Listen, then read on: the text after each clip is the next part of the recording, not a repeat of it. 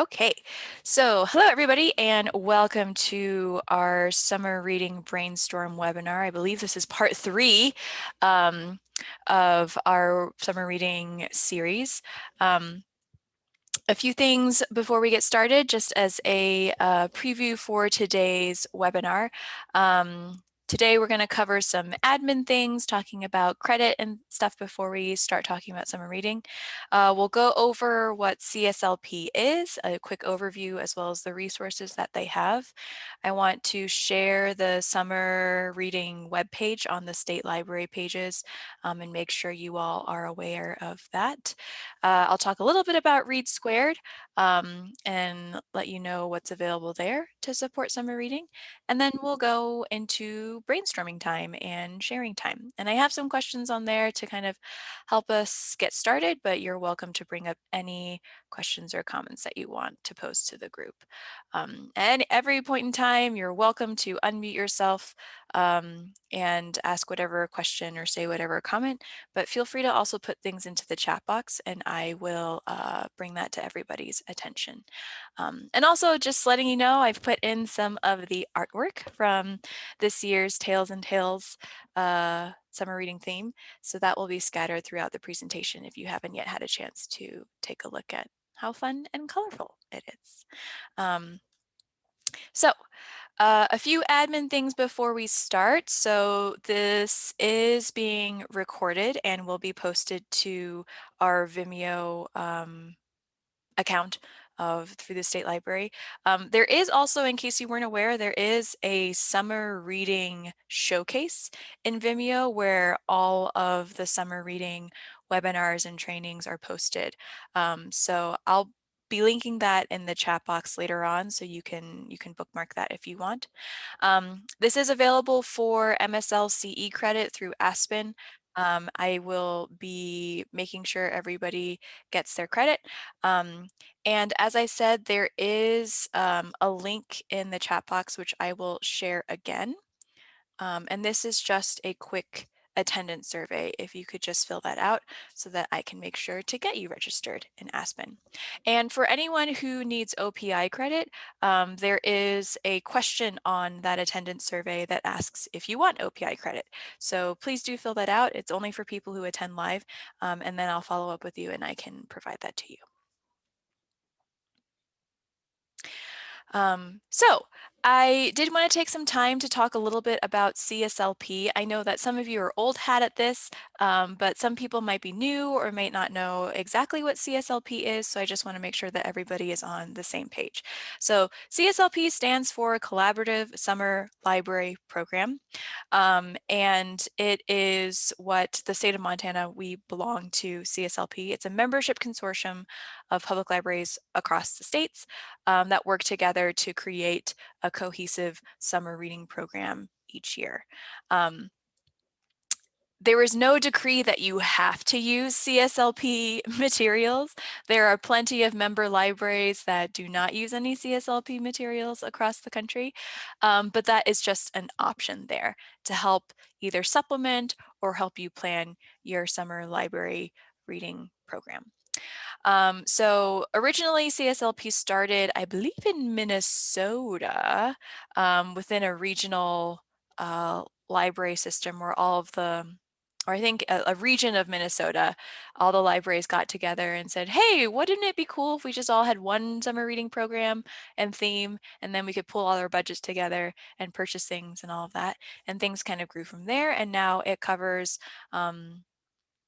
I think most states in the US are members, as well as a lot of territories. So it's gotten pretty big, which is awesome. And Montana is a member, as I said, and so through our membership, all Montana public libraries are members of CSLP. You don't have to pay anything. This is all taken care of through MLA and the state library. And all members are free to use CSLP materials in whatever way they see fit. So again, this is not meant to be prescriptive. You do not have to use the CSLP materials, but it's just another option in your arsenal of tools for when you're planning things. The main support resources that CSLP has, and I will link the website in the chat box after this, and I would encourage you to explore everything that they have on there. There's a lot that they have provided. But they have research on the CSLP website on the importance of summer reading, the summer slide, how summer reading programs help prevent that. So if you're looking for, hard research and information on that, you can find that on the CSLP website. They also have information on summer food programs, information and resources. So if your library is interested in getting involved in the summer food program in whatever context, you can take a look and find great starting guides and starting points on the CSLP website. The big thing that they have is actually the summer reading planning manual.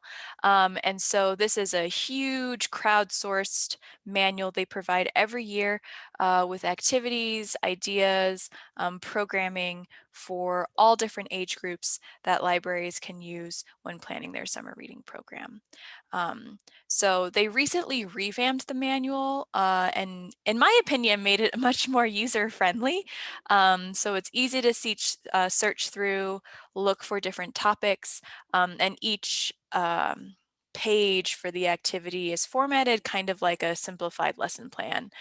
So it makes it really easy to understand what you need really quickly, what background information you might need to look up, what age group it's for, all those things. They also provide a slogan, theme, and artwork each year. So the theme for this year is animals, and the slogan is Tails and Tales. And all of this artwork is provided by Selena Yoon, who is a wonderful children's book illustrator and artist. So each year they try and get another super talented artist to come in and do all of this amazing artwork, and that is free and available for libraries to download.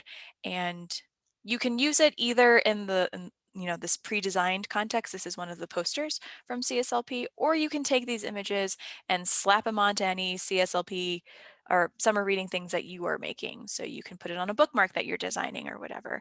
So that's up to you entirely. CSLP also has a store with merchandise and products. And in case you didn't know, CSLP actually recently became an independent organization. Previously, it was part of DEMCO, which I'm sure some of you might be aware of, as it provides a lot of library stuff. You can buy a lot of library stuff from them. So when CSLP first started, originally all of the manufacturing and ordering and store processing was done through DEMCO. But last year, I think right before the pandemic, CSLP became independent from DEMCO. And so that means that a lot of the products and a lot of the merchandise that CSLP provides now is a lot more personalized, and all that money and revenue is funneled back into CSLP. And they also have a lot more flexibility with when they ship things, how they ship things, and what merchandise they're able to provide. So if you haven't yet checked out the store, feel free to do so. And you might see that there's a a variety of things that are available. You also don't have to order things by a certain time. I think Demco used to do this thing where they needed to reach a certain number of orders before they could ship things out. And now CSLP, since they have their own control over that, can ship things out whenever people order it. So that's a nice thing. And CSLP also partners with other organizations to provide additional summer reading support. So they've partnered with the Summer Food Program, as I mentioned before. They also work with NNLM, which is the National Network of Libraries of Medicine, to provide health programming ideas centered around the summer reading theme. So there's lots of different groups that CSLP works with, lots of different organizations that they're partnered with, and that's another area of support that CSLP provides. Your current CSLP state reps, in case you didn't know, are me and Cindy Kristen. So if you have any questions about CSLP, if you have any concerns, any suggestions, please reach out to me or Cindy or to the both of us, and we'll make sure to pass that along to CSLP. If you have any other questions about CSLP and want to learn more, feel free to just reach out to me. I'm happy to kind of take you through what I know, which is Obviously not everything. Um, and if I don't know the answer, then I can connect you with somebody who does. But just in case you weren't aware of what CSLP was, hopefully that gives you a better idea. To talk a little bit more about other opportunities that CSLP has, so as I said, they have the annual theme, slogan, and programming manual, but a lot of that information they actually kind of crowdsource and get ideas from librarians.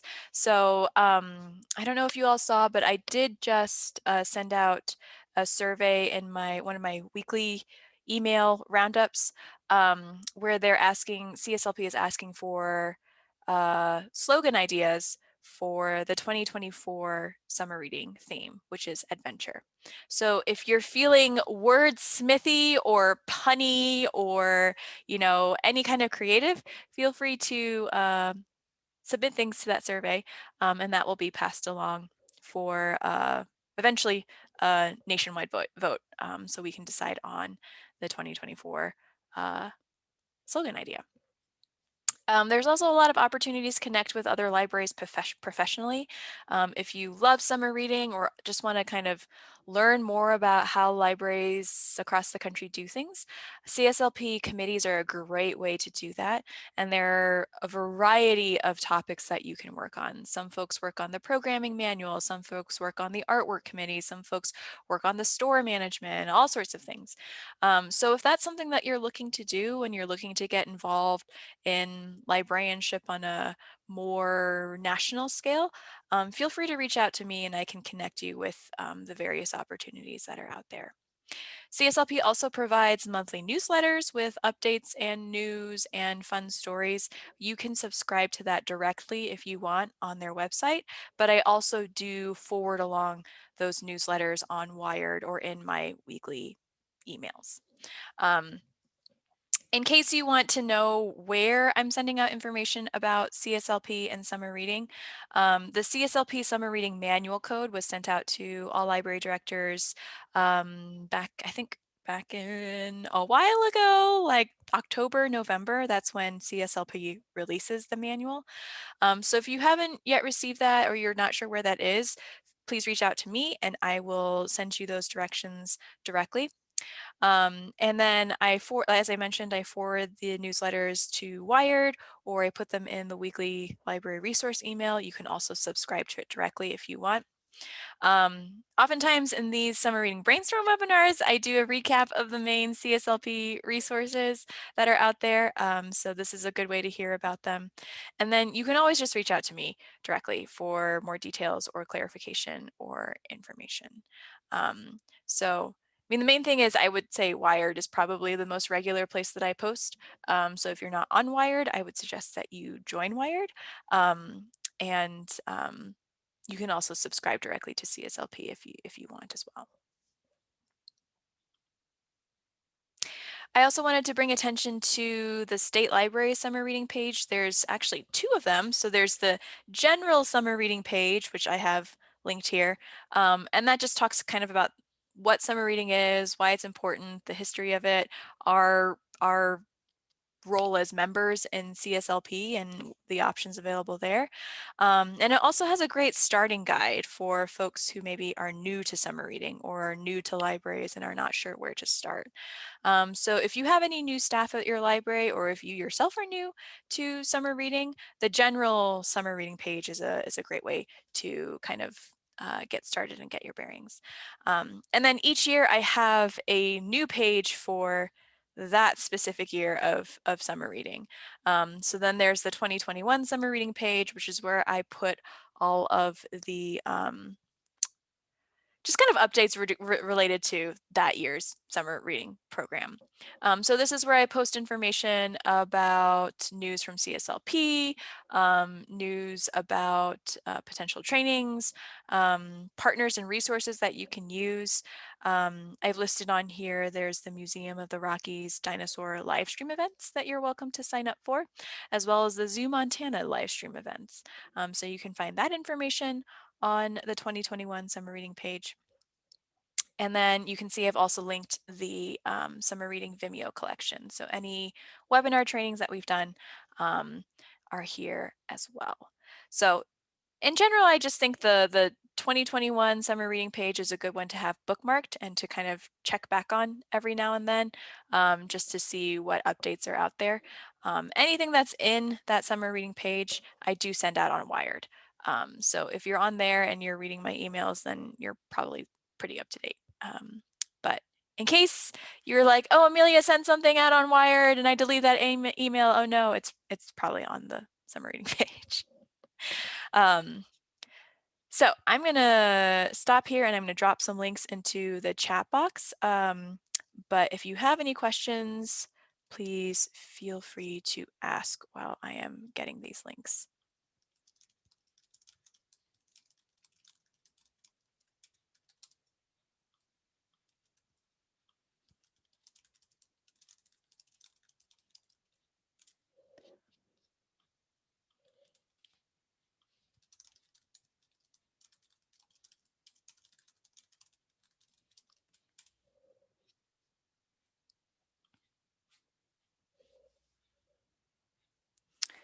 Okay. One thing I did want to mention is that CSLP is holding a teen video competition. That information is on the 2021 summer reading page. So if you are doing teen programming or you know somebody who might be interested in doing that, feel free to take a look and feel free to kind of let people know there is a cash money prize. And you can also look at the winners from past years, which are really fun and creative. And it just might be a fun thing for people to do. So wanted to let you all know about that. And then the last thing I wanted to mention before we started in on our discussion was Read Squared. So Read Squared is an online summer reading tracking software, and the state library has a statewide contract for 40 libraries that's available until May 2022. We actually still have some spots available for libraries who want to try it out. It's no cost to you, except I guess time, the time you put into it to learn how to use it and, using it through your summer reading program. But if that's something you're interested in exploring, please reach out to me and I can get you hooked up with that. There are recorded webinars on how to use Read Squared, how to set things up, how to do reports, how to format your summer reading program to fit your needs and what your patrons want. And those are available on the Vimeo channel. So you can take a look there. Read Squared also has a bunch of trainings that they do nationally with all their libraries that use Read Squared. And they regularly have trainings on just like unboxing and setting things up. So if you want to learn more that way, let me know and I can direct you to one of those trainings. For libraries that are using the Read Squared software right now, as I mentioned, we have it until May 2022. So after this year's summer reading, probably in August or September, I'm going to start asking folks for feedback and opinions to see if and how we should or might continue the Read Squared contract. Not really sure what that's going to look like right now. Read Squared was paid for with CARES funding. And I know that there was just a big, a very large CARES Act COVID relief bill that was voted in, but not quite sure what funds will be available to put towards this. So that's just another thing for folks to think about money aside, is this something that you are interested in continuing to use? And just letting me know your thoughts on that when I reach out after this summer. So again, any questions about that, please talk to me and I can direct you to the information you want. All right. So you've listened to me talk for about 20 minutes. Now it's your turn. Now it's time just for brainstorming and discussion. I put some questions on here to see if that might help spark some ideas. But if you guys have ideas for kickoff events, things that you're excited about, suggestions for speakers or performers, take-home activities, levels of in-person engagement, I'm sure that's something that we're all kind of wrangling with, especially as vaccinations are coming through and more and more people are hopefully protected against COVID. So this is just a time for you all to discuss with each other, ask questions, and see what your thoughts are. Feel free to unmute or also put things in the chat box.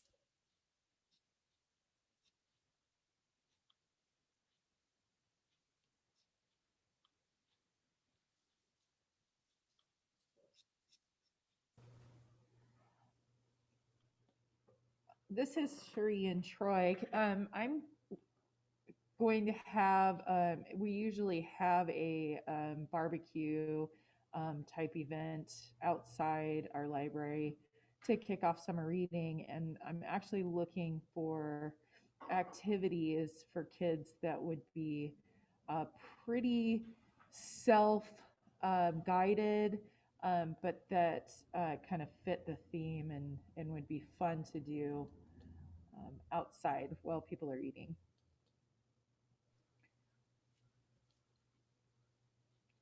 Are you looking more for a craft, Cherie, or Yeah. okay? Yeah, something like a craft or something. Because one thing I was sort of like scavenger hunt, but maybe that's a little bit too involved during like to keep track of all the kids running around looking for things. Yeah, exactly. Because it has to be kind of self-led, just due to there's not a lot of staffing, and then with everything going on, it's just kind of a little bit crazy. So I can't really be at the craft table with the kids doing the craft. But like in years past, we had like a cardboard rocket ship and a castle, things like that that they could decorate and play in. um, One year we had a little music wall out here, so I'm looking for stuff like that, something that would be fun. Mm-hmm. Let's see. Ben says in the chat a self-guided walk, stations with different animal footprints, a story walk, the googly eye thing presented at the storytelling workshop. Um, and Ben, I think you're referring to Sherry's workshops that happened, perhaps.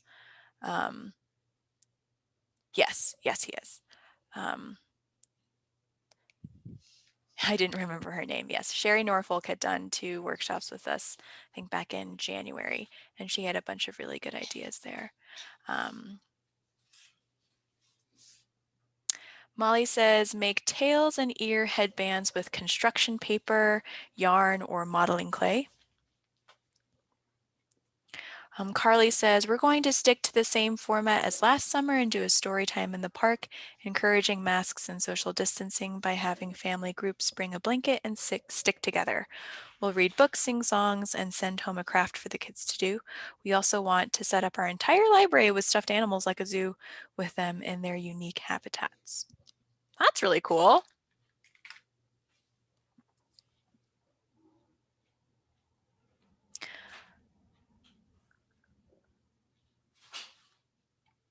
Any other craft ideas for Cherie to do? Self-led crafts that kids can do?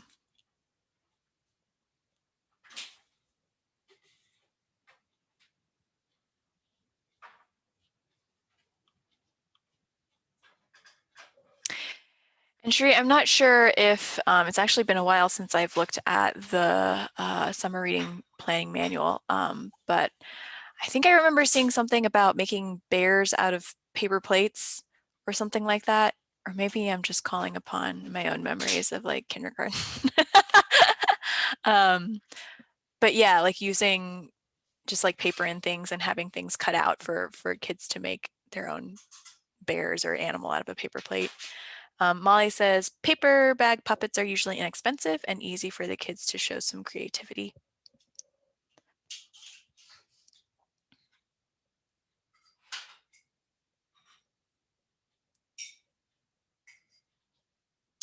And I did just attend a training about bears earlier, and there was a kind of fun activity that they did with tracks, which this version would probably not work, where they painted the kids' hands and feet, and then they would walk on paper and make their own tracks. But there were some really cool diagrams about the different walking styles that different animals had, whether they're like a loper or a bounder or a hopper. And so if you made like little rubber stamps, then maybe you could have kids kind of learn about different animal gaits, and make their own track impressions. See, Dusty just included a link to a Pinterest thing. So actually, let me go ahead and click on that if my cursor will. Oh, it's a DIY animal tail tutorial using yarn. So that would be really cute. Oh, these are adorable.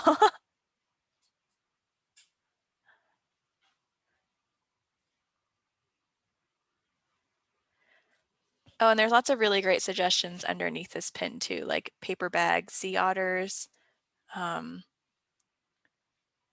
that sort of thing. A walnut shell animal craft project.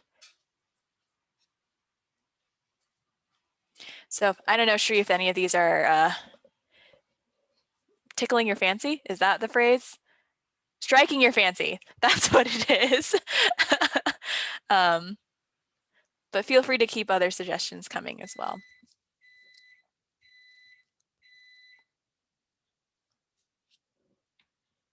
Yay, Shri says yes to some great ideas. Annika says, my plan for a summer reading kickoff is a children's author virtual visit and to do a town-wide scavenger hunt based on a series of children's books where at different locations, named after settings from books, there are riddles or activities to complete. I'll have this set up for several weeks. People can pick up a passport from the library to record answers to riddles from each location and turn in their completed passports for a prize. Oh, that's super fun. That's awesome. Did you make up your own riddles, Annika, or did you was there like a template that you found online, or did this just come spring fully formed from your brain like one of the Greek gods from Zeus's brain? I think that's a creation myth there somewhere. Cherie said, I'm thinking a possible partnership with FWP for some programs. That would be great. Um, in case you all didn't know, there are regional offices for FWP. I think they have 6 different regions. And those regional offices do stuff with education and outreach and programs. So they're always a great partner person that you can reach out to. And Annika says, I totally made up my own riddles, which is awesome. If you want to share some with us, feel free to. This is taking me back to like Redwall days.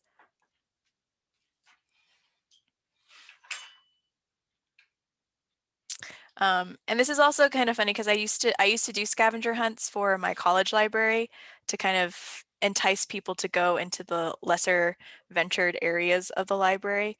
And a really fun one that people liked was it's hard to explain, but you like fold a piece of paper kind of randomly, and then you write the clue on the paper, and then you unfold it, and then you like draw dotted lines where there are folds, and they have to try and figure out which folds to fold the words together to read the clue properly. So you can make that as complicated or as uncomplicated as you want. Um, And there were a lot of examples I found online for that. So if you're not a silver-tongued wordsmith, you could do it that way.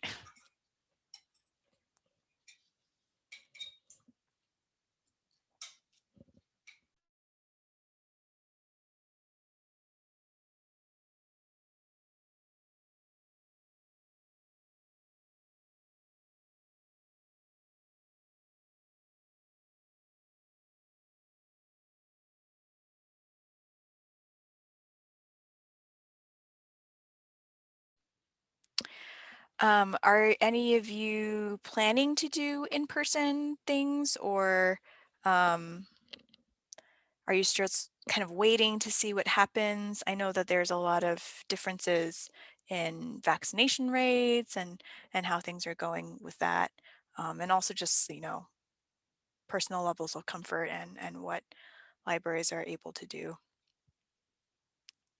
And Dusty just included another link to a Pinterest idea. So let me click on that.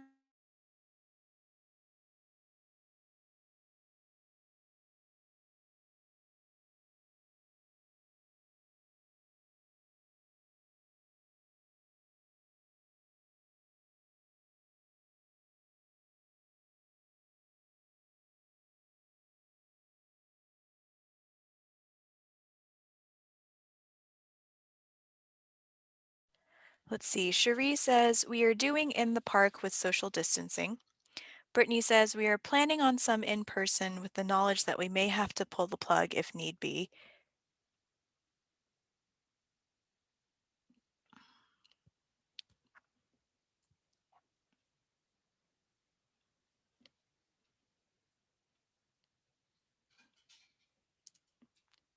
Ben says, summer reading activities will be take home in June, then outside in July and August.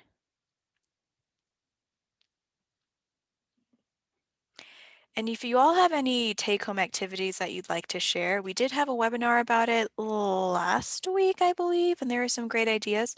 But I think, some people have found, some libraries actually found that take-home activities are really, really popular, and they might continue to do it even past the pandemic, because it kind of reaches a different group of folks. So if you have good ones that you've enjoyed, feel free to share. Annika shared a link about where she got the idea for Around the Town Scavenger Hunt, and she modified it to make a literary connection. So thank you for sharing that. And Molly says, we're doing weekly take-home kits, securing virtual programs, and working with a humane society to sponsor a supply drive. Oh, that's awesome. Ooh, one thing I forgot to mention. I hope that you all saw this on Wired already, but Debbie Kramer and MLA have actually been working with Town Pump, and they've created a grant program for public libraries to support summer reading programs. So I believe the grants are available in amounts up to $1,000. So any public library can apply. I think it's part of the Keep Kids Reading grant program, and receive support and funding for your summer reading program. I think Debbie sent out an announcement about that on Wired the other day. So if you can't find that, let me know and I will forward that to you. But anyone should feel free to apply. And I think Town Pump is really excited about supporting summer reading programs. Janet also included a link to a Pinterest thing, paper plate animal crafts. So again, some really great ideas there. Oh wow, these are really creative. And then Marin says, one of our favorite take-home activities was a bag full of junk, stuff we don't necessarily want to throw away, but not sure how to incorporate into other crafts. I think a lot of libraries have collected an interesting assortment of things from past programs. So I'm sure everyone has a junk closet, and told them to make an ogre out of it. We may do it again this year and tell them to make an animal out of whatever's in there. That's a really great idea, and also a really great way to use up whatever's in your junk drawer. Um,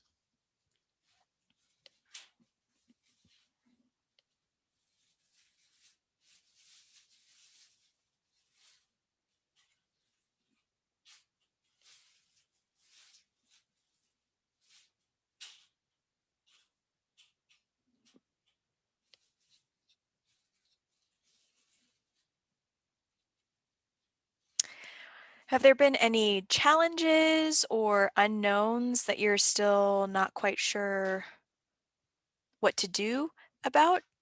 This would be a great group of people to troubleshoot that with.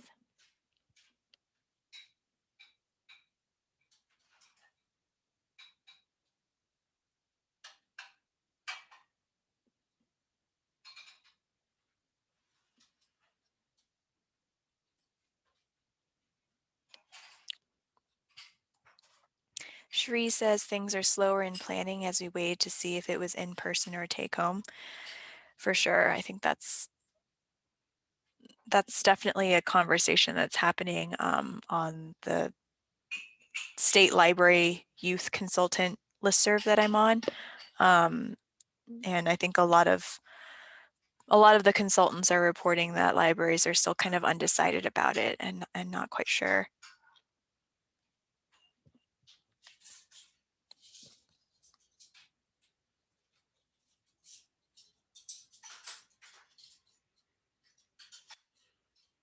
Does anyone have a speaker or performer that they're very excited about, whether virtual or in person?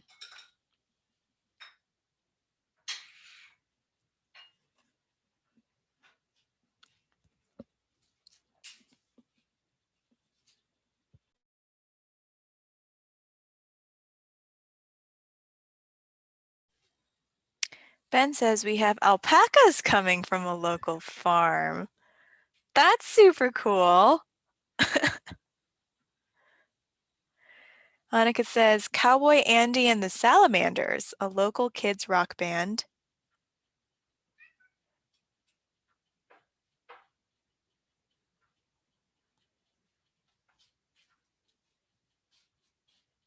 Carly says we're getting a llama to come visit.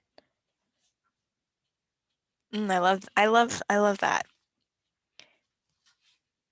If anyone has access to mini horses, nothing makes a crowd go wild like a mini horse.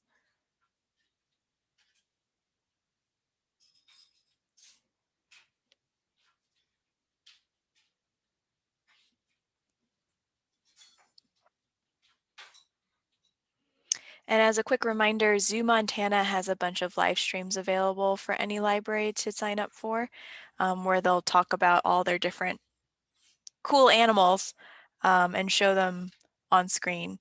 They'll probably be the smaller animals, things that they can easily show in a webcam, so no elephants, unfortunately.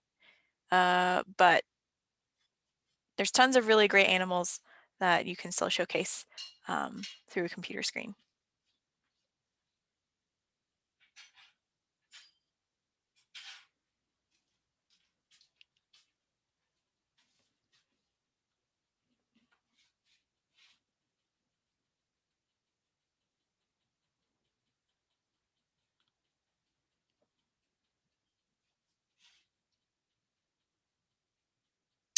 Daniel says Bitterroot Public Library is having the Missoula Irish dancers come for an outdoor presentation.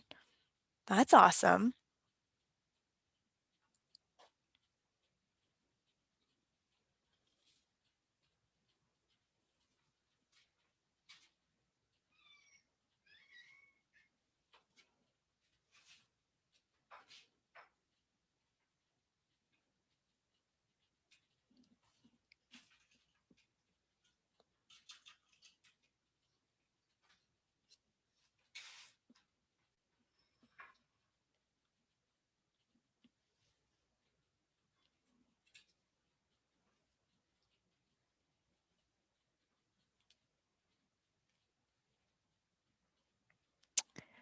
Any other questions, concerns,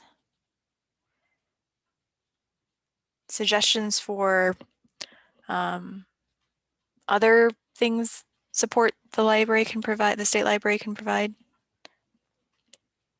Ben says, my sister is a zookeeper who takes care of an education collection. I think her largest mammals are hedgehogs or something similar with birds and reptiles up to about the same size. Zoo Montana is likely similar, I would say. Probably.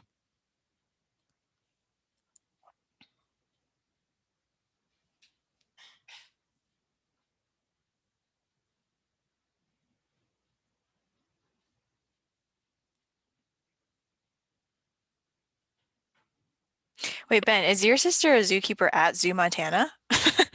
Or is she a zookeeper elsewhere?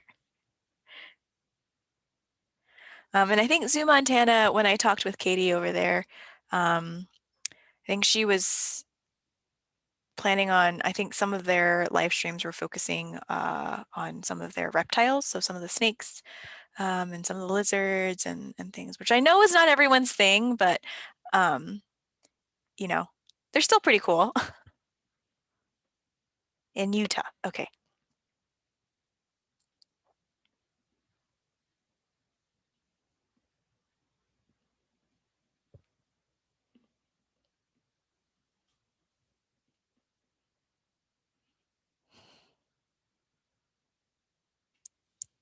Are there any other libraries that are bringing in animals?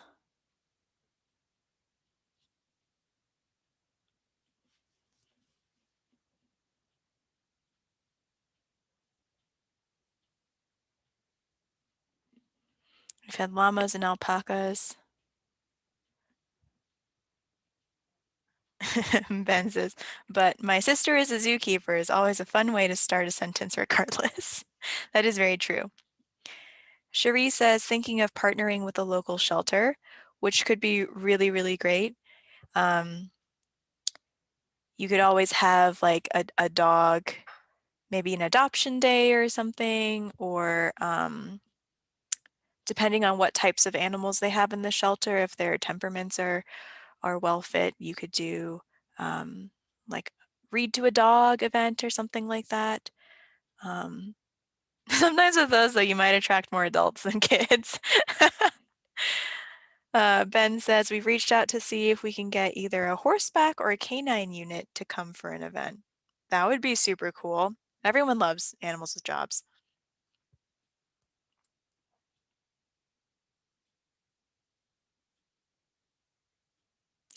Also, I didn't realize that they still had horseback units. That always just makes me think of like Mounties in Canada.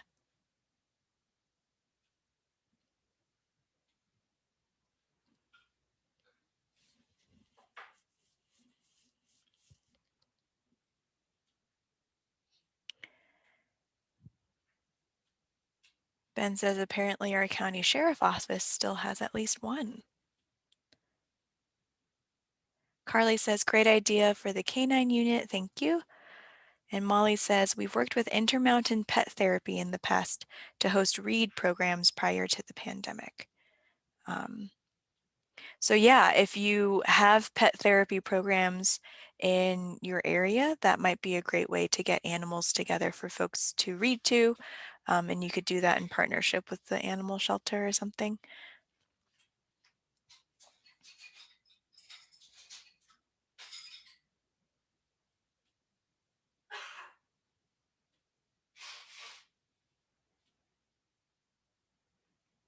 I think another suggestion that Sherry had in the workshop she did with us was if you can't host real animals in your library, you could do stuffed animals. So maybe like a show and tell for young kids with their stuffed animal, or a petting zoo for kids to go around and visit with different animals. Molly says that Carroll College has an anthrozoology department. I did not know that.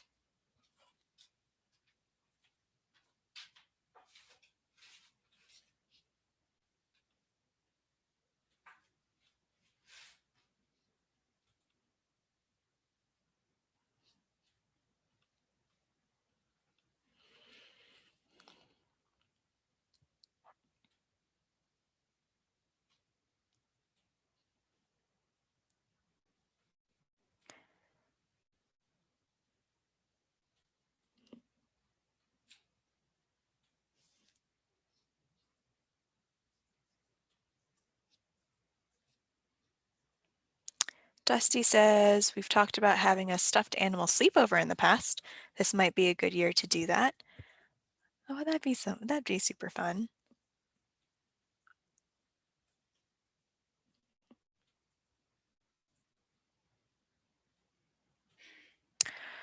Are there any other activities, program ideas that you want to share that you are for sure doing? It doesn't have to be special either. It can just be sort of like, this is what our general plan is. This is what we're thinking of doing.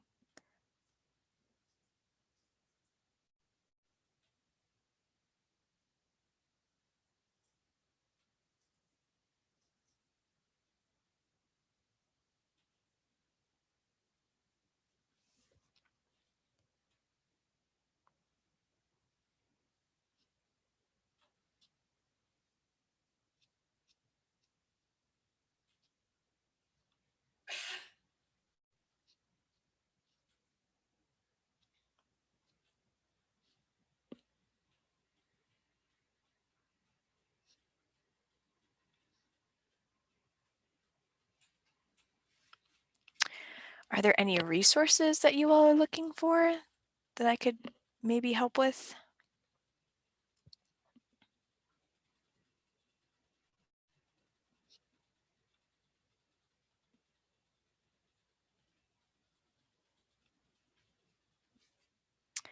Ben says we're not doing it this year because we did it last year, but there's an experiment you can do with sticky notes that demonstrates how gecko feet work. I can look for the materials and send them to Amelia if people are interested. Yes, please do. I can definitely send that out to folks. Carly says there's so much that could be done with animals. It'll be tough to narrow down ideas. It should be a fun summer. Yay! It's always nice to have too many things as opposed to too few things to choose from. And then Dusty shared another Pinterest link for the stuffed animal sleepover. Awesome. So there's more details about that, where you can drop off a stuffed animal at the library and get pictures of the adventures they have. Oh, that's great. So if you're interested in doing that, you can take a look at that. Out of curiosity, where are folks in their summer reading planning?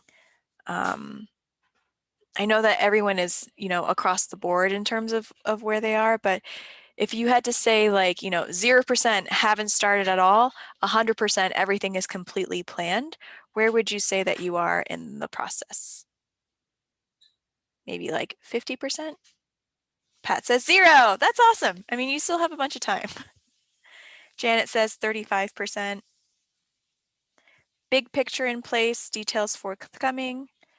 Carly says 20-ish%. Dusty says early stages, but CSLP order for all 3 branches is placed, so 35%.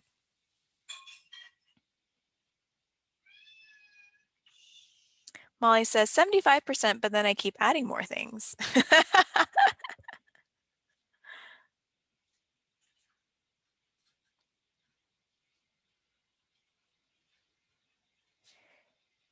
And again, feel free to look at that Town Pump grant if you are looking for money to do things, because you can get up to $1,000 to support your summer library program.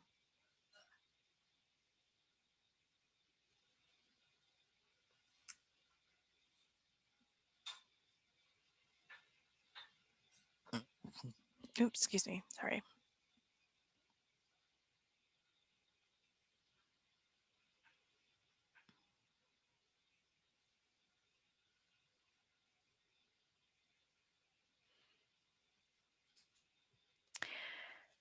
Any other questions or comments?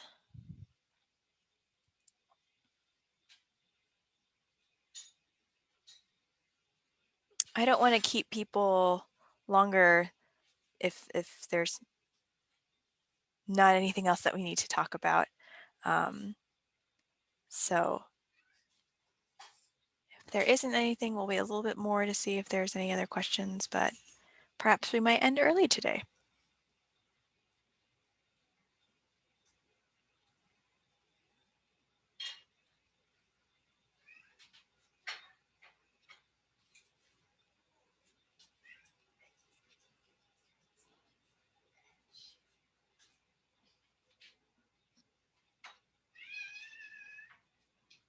Also, apologies if you can hear Couscous crying in the background.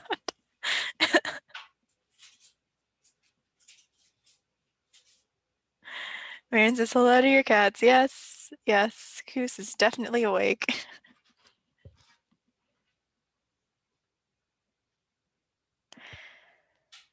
Okay, well, let me go ahead and stop sharing my screen. Oh, I guess the last thing I wanted to mention was that there are 2 other sessions happening in April about summer reading. There is a summer reading brainstorm happening with Cindy and me on the 17th at MLA. So anyone is welcome to come to that. And then on that same day at MLA, from 12:30 to 1:30, there is a summer food program presentation. So if anyone's interested in getting involved in that, one of the summer food folks is going to be talking about how you can do that if you want. But yeah, let me go ahead and stop sharing. I'll also end the recording here.